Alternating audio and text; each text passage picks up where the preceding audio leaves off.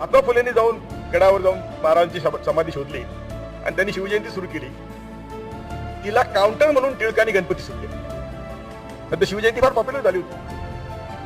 टिळकांनी गणपती सुरू केला आणि तुमच्या डोक्यामध्ये पुन्हा देवाधर्माचं खूळ घातलं. आणि मग त्यास का केलं असं, तर सगळे ब्राह्मण एकत्र झाले टिळकांच्या मीटिंगच्या खाली आणि सांगितलं की स्वातंत्र्य मिळालं तर हे फ्रँचाइज व्होटिंग, सगळे व्होटिंग होणार, सगळ्यांना मतदानाचा अधिकार मिळणार आणि आपण तर 1% म्हणजे विषारी ब्राह्मण 1% कमी आहेत. म्हणून तुम्ही ब्राह्मण धर्म सोडा आणि त्याला हिंदू धर्म नाव द्या.